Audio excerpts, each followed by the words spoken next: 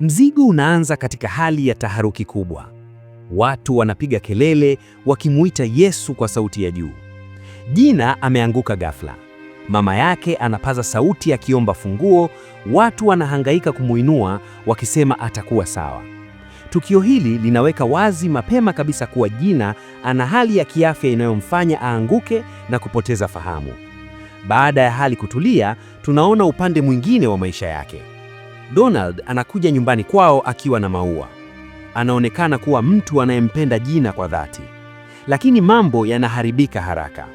Gina anamkataa wazi wazi mbele ya mama yake na hata anasema kama anataka relationship basi amuendee dada yake Bella. Hii inamuumiza Donald na hata Bella anashangaa kwa nini Gina anafanya hivyo. Baada ya Donald kuondoka, Bella anamkabili dada yake.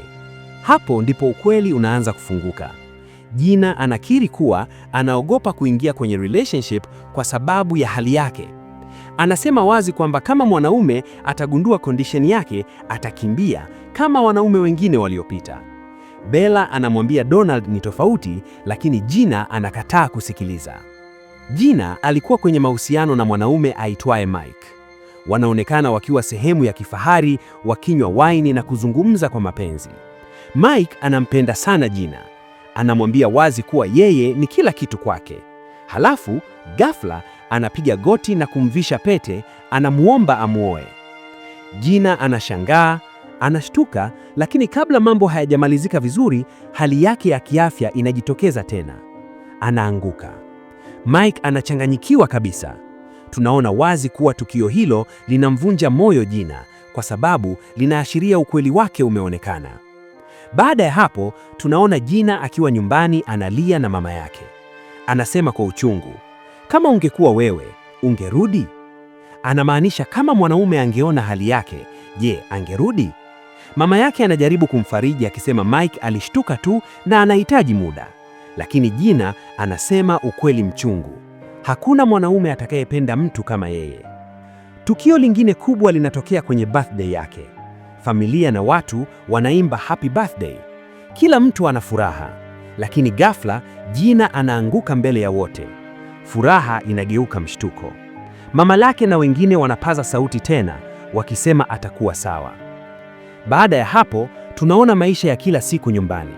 Mama yake anakuwa protective kupita kiasi. Anamtuma house help aitwaye Mercy akaandae maji ya kuoga kwa Gina. Lakini Gina anakasirika. Anasema hataki kutendewa kama mtoto au kama mlemavu.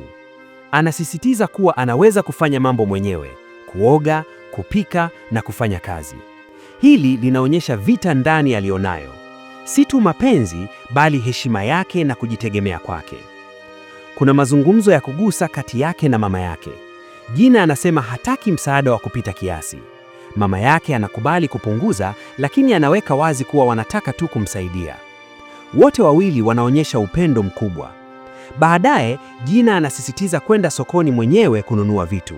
Mama yake ana wasiwasi, lakini anakubali. Bella anaamua kuongozana naye. Hii inaonyesha jinsi familia yake inavyomjali, lakini pia jinsi wanavyomuogopa apate tukio lingine hadharani. Kwenye mazungumzo ya mwisho wa sehemu hii, mama yake anamkumbusha kuhusu dawa.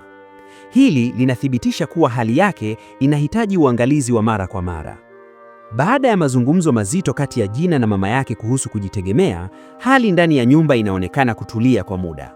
Lakini ukitazama kwa makini, bado kuna mvutano wa kimya. Mama yake bado ana hofu. Gina bado ana hasira ya ndani.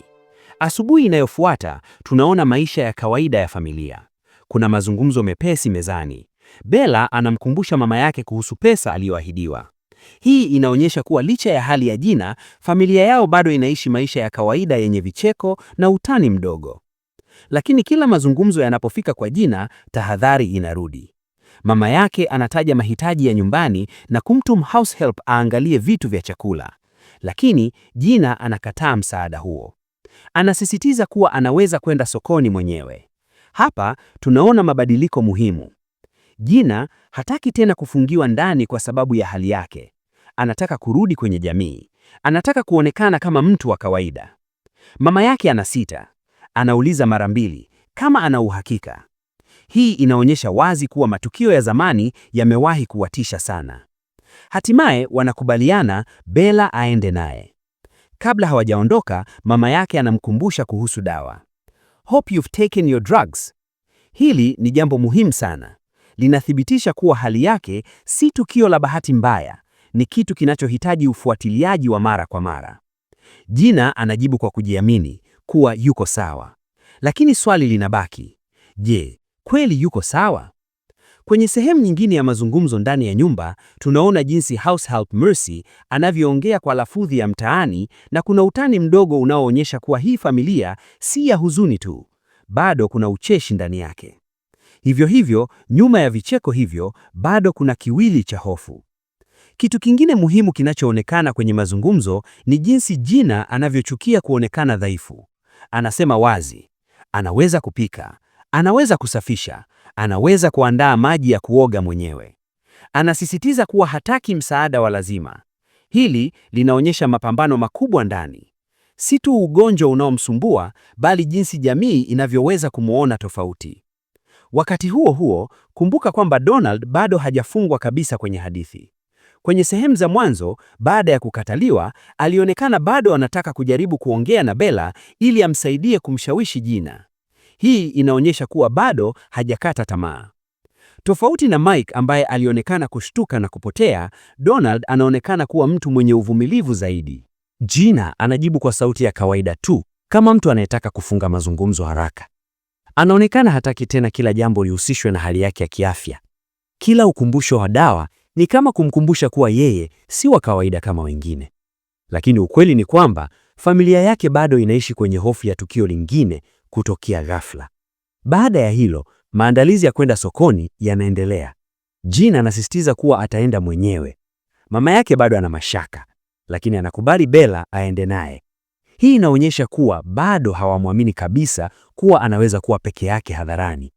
Njiani na nyumbani tunaona mazungumzo ya kawaida ya dada wawili, yenye utani kidogo, lakini chini yake kuna hisia nzito ambazo hazijasemwa. Bella bado anaamini Gina anamkosea Donald, lakini Gina hataki hata kusikia habari za mapenzi.